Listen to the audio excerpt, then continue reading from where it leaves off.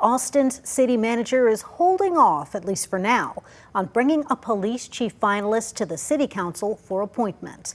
Now, the city's been between two finalists, and Manager T.C. Broadnax was expected to name his final pick today, with a special meeting to be called Tuesday to confirm the new chief. And KVUE senior reporter Tony Plahetsky has covered every Austin police chief search for the past 24 years, and he joins us now with why this one has been so different. And Tony, it really has been. That has been the sentiment, Quita, that I have felt as I've covered this, but also there has been a lot more discussion about the process this time, both among advocacy groups and among the rank and file. I want to break down how we got to this point. The city released applications for 32 candidates last month.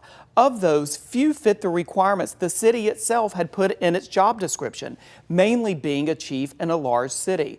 And of those who did apply, several had controversial pasts. The city then moved forward with two finalists, Chief Jeffrey Norman of the Milwaukee Police Department and Cincinnati Assistant Chief Lisa Davis. The community and media had a chance to meet both finalists this week, and a public event was considered poorly attended.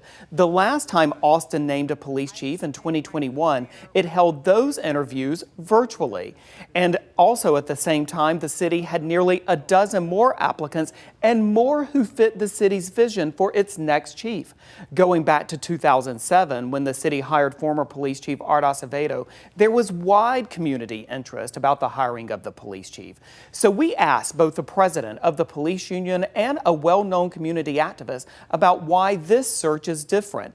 Union President Michael Bullock says he thinks factors include strained relationships with previous city councils, unprecedented protests in 2020, and more frequent prosecutions of police officers under District Attorney Jose Garza.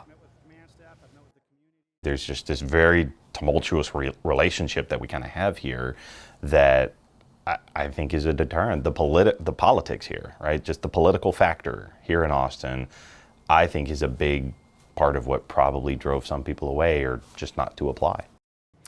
Chaz Moore, who heads the Austin Justice Coalition, said he thinks the city manager is doing the right thing by pausing the process, at least for now.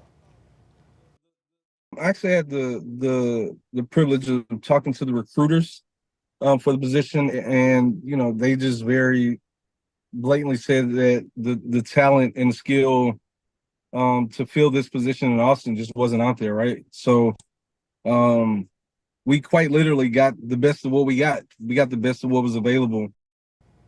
The city manager did say in a statement today, quote, "I am currently reviewing feedback as well as input from our stakeholder interview panels and city council. This position is too critical to our police department, the city organization as a whole, and this community to rush."